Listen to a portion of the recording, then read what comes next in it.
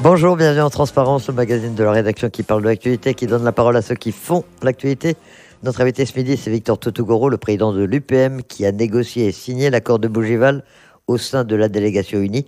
Victor Totougoro, qui est aussi d'ailleurs signataire de l'accord de Nouméa. Bonjour. Bonjour. Merci d'avoir accepté notre invitation. Alors, c'est un peu la cacophonie côté indépendantiste. Déjà, qu'est-ce qui a été signé à Bougival? C'est un accord? C'est un projet d'accord? C'est un compromis politique? Pour vous, quelle est la force de ce document, Victor Totougoro? Alors, ce qui a été signé à Bougival, c'est le résultat de plusieurs jours, plus d'une semaine de tractation. D'abord entre toutes... et qui fait suite à Deva. Donc, c'est une tractation de plusieurs jours entre les délégations autour du ministre de l'Outre-mer, Manuel Valls. C'est le résultat de tractations entre les délégations les plus éloignées, comme cela a été dit, plus éloignées dans les positionnements politiques, à savoir les loyalistes et le Rassemblement d'un côté et les indépendantistes, toute la famille indépendantiste de l'autre. Discussion qui a duré 3 jours. Et c'est aussi les tractations qu'il y a eu à la suite entre toutes les délégations.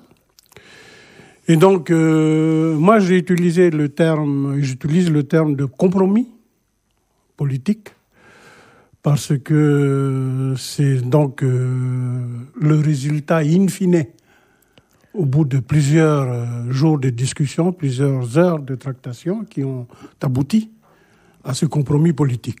Alors, comme tout compromis, on n'est jamais donc satisfait à 100%, puisque les uns et les autres ont fait des concessions. Et donc, à un moment donné, on pense que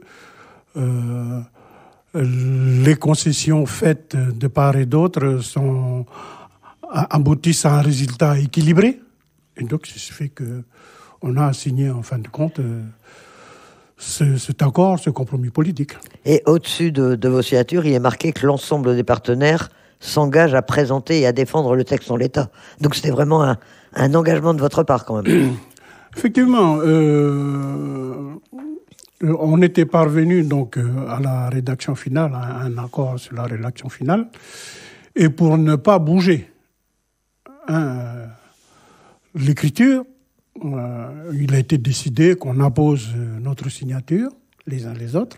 Tout le monde a apposé, toutes les délégations ont apposé leur signature, et il a été décidé que chaque délégation, chaque signataire, on fasse la promotion de cet accord. Il faut savoir que je ne vais pas redécrire le contexte dans lequel on signe cet accord, on fait ce compromis politique, et c'est donc à la suite des 3 référendums qui ont donné un résultat. Je rappelle simplement que le mouvement indépendantiste n'a pas reconnu le troisième, n'a pas participé au 3e référendum. Qu'est-ce qu'ils ont donné comme résultat ces référendums? Ils ont donné un oui ou un non plutôt à l'accession à la souveraineté, mais ils ont démontré aussi ces accords que le bipolarisme, c'est deux grandes forces pratiquement équivalentes qui sont aujourd'hui qui se sont confrontées, et donc qu'il fallait trouver une solution durable.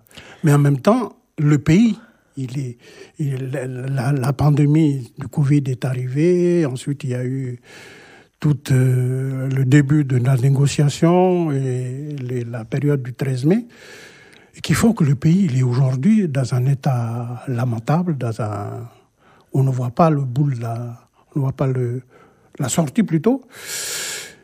Et c'est dans ce contexte-là que les négociations se sont déroulées. Et donc, il nous fallait les uns les autres faire preuve je ne vais pas dire de maturité politique, mais faire preuve de courage pour adopter cet accord, pour essayer puis en faire la promotion, pour qu'on puisse tirer la Nouvelle-Calédonie par le haut et pour qu'il retrouve un développement qui puisse donc être bénéfique à sa reconstruction. On va revenir un peu sur certains points de cet accord parce que les gens ont encore besoin, ont encore des questions, des interrogations. Mais vous le savez, les autres composantes indépendantistes en dehors de l'UNI, vous étiez dans la délégation UNI, les autres composantes indépendantistes rejettent le texte, l'UC notamment, qui estime que les fondamentaux du combat du peuple kanak n'apparaissent pas dans cet accord. Le bureau politique du FLNKS a exprimé un avis très réservé. Est-ce que ça vous étonne que ces groupes politiques reviennent sur ce que vous avez signé? Ou est-ce que vous attendiez à ce qu'ils aient cette réaction au retour à Nouméa? Je crois que ça reste dans la logique du 13 mai. Hein.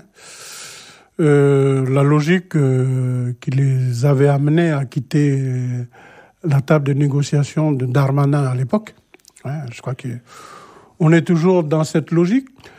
Il ne faut pas oublier que cet accord fait référence, continue. Le texte du préambule de l'accord, il n'a pas disparu. De l'accord de Nouméa n'a pas disparu. Hein, il est présent dans ce texte et ce texte, il en fait référence. Hein. Et donc, moi, je déplore l'attitude des copains du lycée du FLNKS parce que ce n'est pas bon pour le pays hein, que l'ensemble des signataires, que l'ensemble des personnalités qui ont négocié, personnes qui ont négocié pendant ces temps que j'ai indiqués tout à l'heure, ne puissent pas aller jusqu'au bout de leur signature. En mois de février, lorsque on va donc ratifier cet accord, la population calédonienne, si d'aventure cet accord n'était pas avalisé, qu'est-ce qui arriverait? Hein? On ne sait pas trop. On ne sait pas trop ce qui adviendrait. C'est un peu le néant. Aujourd'hui, on n'a pas de visibilité. Nous, qui sommes les gestionnaires des collectivités et des provinces, par exemple, on n'a pas de visibilité au-delà de 2025. Mais vous pensez que c'est possible qu'il n'y ait pas de validation parce que finalement, le FLNKS, on peut considérer que l'UC-FLNKS est minoritaire dans cette contestation, puisque si on fait le point entre l'UNI, les loyalistes, le Rassemblement, l'éveil océanien, Calédonie ensemble, il y a une majorité qui semble soutenir encore cet accord. Oui, peut-être que ça aurait été mieux pour la Nouvelle-Calédonie que tout le monde porte l'accord. Ça aurait été mieux, hein, parce que par rapport à tous ceux qui, aujourd'hui, ne comprennent pas ou ont envie de rejeter, etc., etc. Bon.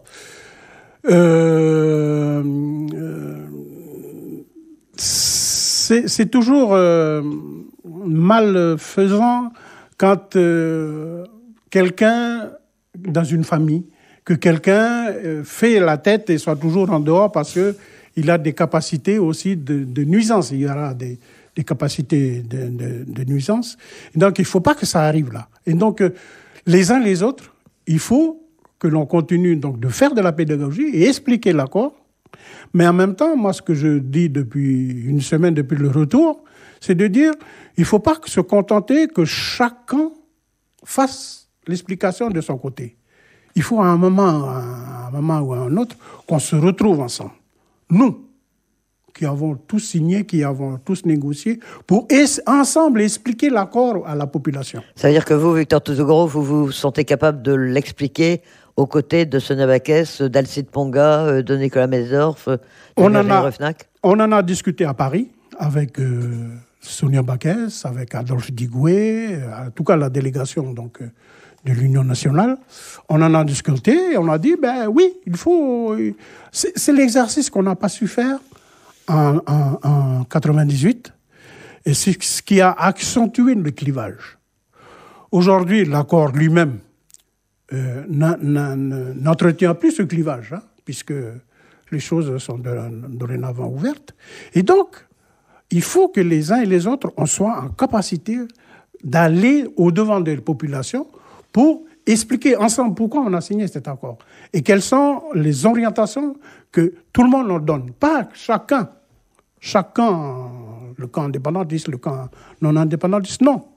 Les principaux responsables, comment on entend construire le pays et comment on entend le développer, lui donner toute son autonomie dans les années à venir. Mais en attendant les réactions qu'on voit ces derniers jours, ça veut dire qu'il y a une vraie fracture aujourd'hui. Est-ce que le FLNKS existe encore? Alors on sait que l'UPM et le Palika ont pris leur distance avec le FLNKS. On parle aujourd'hui d'un nouveau FLNKS avec l'UC et la CCAT. Est-ce que ça veut dire qu'il y a une implosion aujourd'hui du FLNKS, qu'il n'existe plus réellement? En tout cas, le FLNKS historique n'y est plus, puisque le Palika et l'UPM sont sortis. Je rappelle que l'UPM est signataire de la charte de 84, là-bas à l'Océanique. Et donc, nous n'y sommes plus. Le FLNKS continue de vivre aujourd'hui. Il continue à porter un certain nombre de positionnements politiques, les positionnements historiques comme des positionnements d'aujourd'hui. Et donc, effectivement, l'Union calédonienne, qui a été en grand parti, ça nous fait de la peine qu'elle ne supporte pas l'accord aujourd'hui. En tout cas, moi, c'est de ma fenêtre. Parce que l'Union calédonienne a toujours été à la pointe du combat politique. Et aujourd'hui, de se mettre en retrait avec les camarades du FLNKS, ça nous fait craindre le pire. Même si on sait que le pire, il est derrière nous, on a passé. Mais en même temps, ça va nous renforcer pour continuer à aller expliquer. Au sein même de l'UC, la population. Il y a quand même, selon vous, des élus, des militants, des négociateurs qui continuent à défendre ce texte? Oui, le président de l'UC, député Emmanuel Tchibaou, donc a défendu les positionnements à Paris. On se retrouvait pas mal dans certaines de ces positions portées. Je crois que autour de lui, on peut continuer à essayer de développer l'accord de Bougival, donc ce compromis, essayer donc avec lui, avec d'autres, peut-être essayer de continuer à aller expliquer auprès de la population. Mais vous me disiez que dans la délégation UC-FLNKS, certains ont déjà retiré leur signature ou ne souhaitent plus être associés à l'accord. On a été informé qu'il y a des élus que je tairai le nom ici, sont revenus sur leur signature, oui. Alors, pour en venir au fond de l'accord lui-même, puisque c'est quand même ça qui intéresse les Calédoniens, on note la création d'un État de la Nouvelle-Calédonie, une organisation institutionnelle sui generis de l'État de la Nouvelle-Calédonie au sein de l'ensemble national inscrit dans la Constitution de la République française. Il pourrait être reconnu par la communauté internationale. C'est la phrase exacte. Pour vous, c'est une bonne chose, c'est une satisfaction, c'est une avancée. Vous l'interprétez comment, la création de cet État de Nouvelle-Calédonie? Alors, le sui generis, là, il est important parce que c'est le terme qui désigne le fait que la Nouvelle-Calédonie, elle est particulière et elle évolue dans ses statuts suivant ce que les Calédoniens eux-mêmes auraient défini. Je parlais des référendums tout à l'heure. Les résultats des référendums ont indiqué que la majorité de la population était contre l'accès à la pleine souveraineté. Mais une grosse minorité, presque équivalente, 47%, veulent y accéder. Et donc, il fallait essayer de trouver donc ce qu'on a appelé à un moment l'inconciliable. Et je crois que la solution a été de dire, on va, dans la Constitution française, pour la première fois, et première fois dans son histoire et dans l'histoire de la décolonisation, instituer un État. Un État qui, pour le moment, reste au sein de la République. C'est parce que c'est un État avec une population, avec un territoire, avec des compétences propres. Je rappelle que s'il y a 4 compétences régaliennes aujourd'hui n'ont toujours pas été rétrocédé à la Nouvelle-Calédonie, mais l'immense majorité des autres compétences ont été rétrocédées déjà à la Nouvelle-Calédonie. Bien sûr, ce ne sont pas des régaliennes, mais c'est ceux qui font vivre les Calédoniens au jour le jour. Et donc, avec ça, avec une nationalité propre et une reconnaissance à l'international, donc ça, ce sont les caractéristiques d'un État qui sont dans la Constitution française. Et donc, on va naviguer avec ça, avec un État, dans la Constitution française, à l'intérieur de la France, pour respecter les référendums. Mais petit à petit, les Calédoniens, suivant l'évolution de leur mentalité, suivant la confiance qui se sera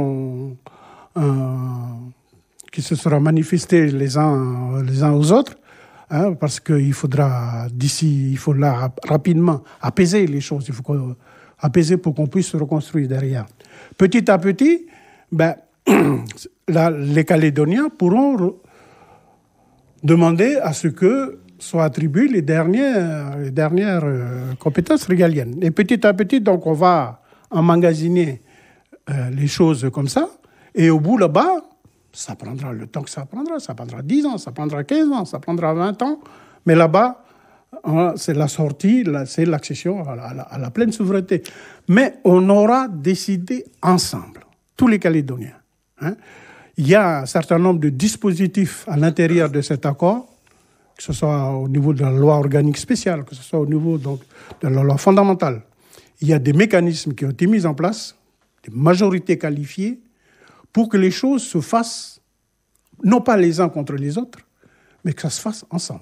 Alors l'Union calédonienne parle de verrou infranchissable, en disant qu'il y a un mécanisme trop compliqué et trop lourd et que vous n'y arriverez jamais.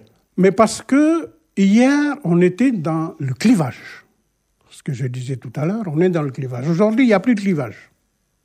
Il n'y a plus de clivage puisqu'on rentre là, à partir de février, et on rentre, si les choses étaient favorables, et on rentre dans le tunnel et après, on sortira, quel que soit le temps qu'on se serait donné. Et donc, n'ayant plus ce clivage pour ou contre l'indépendance, pour ou contre l'accession à la pleine souveraineté, le temps sera celui de la construction du pays, chose qu'on n'a jamais pu faire jusque-là. Et enfin, on va pouvoir mettre tous les sujets de société sur la table et essayer donc de trouver solution. Chose qu'on n'a jamais fait jusque-là. C'est le cas de l'énergie. C'est le cas du nickel aujourd'hui. C'est le cas de la souveraineté ou de l'autonomie alimentaire, etc., etc. C'est tous les sujets de société qu'on va pouvoir parler de l'économie du pays, donc le développement économique de notre pays. Et je pense que la Nouvelle-Calédonie, les Calédoniens, une fois se mobiliser sur ces sujets de société, petit à petit, ça va redonner de la confiance. Ça va redonner de la confiance et on pourra ensemble, après, au bout de 10, au bout de 15 ans, au bout de 20 ans, essayer, donc, on pourra ensemble aller au-delà. C'est pour ça que vous avez accepté que la suppression... Enfin, il n'y a plus de référendum d'autodétermination prévu dans cet accord pour la première fois. Ça vous paraît une bonne chose? Ça donne une bouffée d'oxygène? Ça permet de voir plus loin? Ça permet justement donc, de ne plus cliver, de voir plus loin, de construire ensemble plus loin et de donner justement la chance à la Nouvelle-Calédonie pour qu'on traite tous les sujets qu'on a aujourd'hui. Les sujets sont énormes. C'est le RUAM, c'est la CAFAT, etc., etc. Voilà. Et est-ce qu'il y aura un jour, est-ce que c'est votre objectif, votre souhait, qu'il y ait un jour une majorité suffisante au Congrès pour demander le transfert de la défense, de la monnaie, de l'ordre public, de la justice? Alors il y a tout un mécanisme, on le disait, 66% du Congrès, l'approbation des Calédoniens, l'approbation de l'État après une étude de faisabilité. Mais c'est un objectif de récupérer éventuellement ces 4 compétences régaliennes? L'objectif de nous tous qui sommes indépendantistes, c'est d'accéder à la pleine souveraineté. Et donc, oui, n'ayant plus ce clivage-là, et donc avec le travail qui est devant nous et qui nous permet donc de travailler ensemble dans la société. J'ai vu par exemple que le monde économique, là, ils vont organiser quelque chose, des réunions, donc une grande réunion pour voir comment relancer l'économie du pays. Ça, ce sont des bonnes choses. Au niveau donc du Congrès de la Nouvelle-Calédonie, la majorité qualifiée n'étant plus, il n'y a plus de clivage, ben les gens ils vont pouvoir se parler plus sereinement et envisager.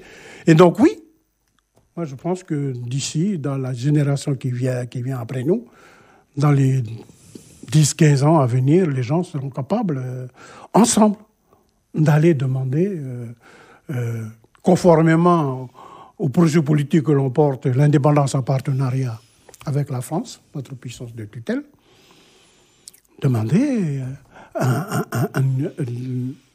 une souveraineté de la Nouvelle-Calédonie, ensemble, avec l'État. C'est le souhait le plus vif que l'on porte. Alors, un autre élément de cet accord de Bougival, qui a surpris, c'est l'ouverture du corps électoral. Un corps glissant de 15 ans pour les prochaines élections provinciales qui devraient avoir lieu en mai ou juin 2026 et 10 ans en principe à partir de 2031. Comment est-ce que vous avez accepté cette ouverture? Est-ce que ça a été difficile et est-ce que ça s'intègre également dans le processus que vous nous présentez? Nous, on est parti d'un constat simple. N'ayant plus de référendum d'autodétermination, c'est le pourquoi même que le corps électoral a été gelé depuis des années. C'est pour que, à cette consultation, ce ne soit pas le dernier kidam qui a débarqué de l'avion hier qui puisse aussi se prononcer sur l'avenir du pays. Non. C'est pour ça que le gel a été instauré. Aujourd'hui, nous sommes dans la perspective de la création d'un pays. Nous sommes dans la perspective d'instaurer une nationalité calédonienne, citoyenneté calédonienne. Nous sommes dans la perspective donc de sortir, d'aller vers une souveraineté avec la France. Pourquoi voudrez-vous que l'on continue à geler le corps électoral alors que les choses sont ouvertes pour tous les Calédoniens? Bien sûr, les gens qui continueront à arriver, ils ne pourront pas se prononcer, comme je le disais tout à l'heure, prononcer pour l'avenir du pays. Il y aura le filtre de la nationalité, du code de la nationalité, que les élus nouveaux, à partir de l'année prochaine, 2026, mettront en place. Et donc, ça constituera le filtre pour les gens qui arriveront. Mais oui, là, on ne peut pas continuer à geler, puis en même temps dire on crée un pays, on fait un pays, on crée une nationalité et on veut accéder à plus de souveraineté pour l'ensemble de la Nouvelle-Calédonie. Alors, parmi les dispositions, l'organisation interne, il y aura une loi fondamentale qui sera notamment amenée à préciser toutes les choses, mais il est prévu d'ores et déjà un rééquilibrage du Congrès avec 56 membres, et c'est la province sud qui en bénéficie, pour des raisons notamment démographiques. Il est prévu également des compétences supplémentaires aux provinces, avec notamment la compétence fiscale. Ça, c'est des choses que vous ne demandiez pas forcément, mais vous les avez acceptées. Vous estimez que ça peut être efficace pour le fonctionnement de la Calédonie? Ça fait partie de la négociation. Je disais tout à l'heure que la négociation, les compromis, c'est des histoires de négociation et toi, tu lâches là et je récupère ci, etc., etc. Donc, ça fait partie donc, de la négociation oui, on a accepté donc on était parti plus sur l'histoire de revoir la clé de répartition. En tout cas, nous, la délégation unie, revoir la clé de répartition. Et finalement, on a pour le financement, donc que ce soit à la majorité qualifiée de la loi fondamentale, des élus, la loi fondamentale. Alors, il y a également un volet économique et sociétal dans le projet d'accord de Bougival, dans l'accord de Bougival. En fait, c'est surtout l'État là qui doit venir aider la Nouvelle-Calédonie. Pensez-vous que maintenant que l'accord a été signé, l'État va être plus réactif, notamment en matière de désendettement ou en matière de relance de la filière nickel? En tout cas, c'est ce qu'elle a toujours clamé depuis. Avant Deva, pendant Deva et après Deva, elle a toujours clamé, Manuel Valls en tout cas, qu'il n'y aura pas d'aide supplémentaire de l'État sans accord. Bon, maintenant, il y a un accord. Voilà, effectivement, il faudra le valider. Alors, je pense que dans les semaines à venir, il va y avoir une signature officielle, peut-être au mois d'août, début août, il y aura une signature officielle. En Nouvelle-Calédonie, avec des personnalités nationales qui viendraient? Peut-être en Nouvelle-Calédonie. En tout cas, nous, on plaide pour que ce soit en Nouvelle-Calédonie, parce qu'il y a de la canicule en France, là-bas, il fait trop chaud. Et donc, mais en même temps, l'enjeu aussi, c'est de permettre à la Calédonie de se reconstruire. Et donc, oui, effectivement, il serait important que l'État puisse aider la Nouvelle-Calédonie à se reconstruire après les événements de... Je rappelle simplement qu'il y a eu la période Covid. Il y a eu les événements donc, de l'année dernière, du 13 mai. Et donc, effectivement, la Nouvelle-Calédonie est au fond du trou aujourd'hui. Je disais tout à l'heure que dans nos collectivités, notamment, moi, pour ce qui concerne la province Nord, on n'a pas de visibilité au-delà de 2025. 2026, c'est le néant. Vous espérez, vous attendez une reprise de KNS? Vous pensez que l'usine du Nord va pouvoir redémarrer un jour? Alors, il y a beaucoup de solutions, il y a beaucoup de docteurs, je vais dire ça comme ça, qui sont au chevet et qui proposent un certain nombre de solutions aujourd'hui. À Bougival, on a beaucoup insisté sur le fait que la filière nickel, il faut qu'elle reprenne. D'une manière ou d'une autre, il faut que l'usine du Nord, elle puisse refonctionner rapidement, parce que on ne peut pas relancer l'économie du pays s'il n'y a pas de salariat. Il faut qu'il y ait des gens qui travaillent pour relancer la consommation, relancer l'économie, etc., etc. Et donc, pareil au Sud. Pareil au Sud. La grosse question reste le devenir de la SLN. Mais c'est compliqué. SLN, pour le moment, possède beaucoup de titres miniers. Et donc, je crois savoir que le ministre Valls a proposé une conférence nickel en début août. Et donc, on verra bien. Et il y a aussi à régler le problème de l'usine offshore de POSCO, dont on parle pas beaucoup là pour l'instant. On ne parle pas beaucoup de l'usine offshore de POSCO. On en a parlé à Bougival, oui, pour dire qu'il faut continuer à exporter. Mais je crois que, d'après ce qu'on entend, l'usine de POSCO aurait des difficultés du fait que nous, Nouvelle-Calédonie, et notamment les mines NMC, n'arrivent pas à fournir le quota espéré pour faire fonctionner, parce que certaines mines sont fermées aujourd'hui. Donc, oui, ça devient du gâchis, parce que l'usine n'est pas performante. Alors qu'elle avait commencé déjà à remonter des dividendes auprès de ses actionnaires, depuis quelques années déjà. Alors, il y a des problèmes économiques, la Calédonie est au fond du trou, dites-vous. Il y a des problèmes également d'insécurité, avec une persistance ou une reprise des exactions, on le remarque depuis quelques semaines, notamment d'ailleurs en province Nord. C'est la suite, la conséquence de mai 2024, et qu'est-ce que vous pouvez dire aux jeunes qui sont sur le terrain et qui continuent à brûler, à détruire, à agresser? Beaucoup de choses ont été dites. On entend continuellement dans les radios et sur les réseaux les conseils qui sont prodigués. Aujourd'hui, c'est particulièrement la région de Poya qui est ciblée. Ce matin, on a entendu une école qui a faré dans une école qui a brûlé. À Dokamo, oui. Je crois qu'il faut que les parents, déjà les premiers responsables, suivent de près leurs enfants. Mais c'est pas dit non plus que ce sont les enfants. Hein. Ça peut être des personnes âgées, mais simplement il faut continuer à leur dire, que ça peut pas être une solution.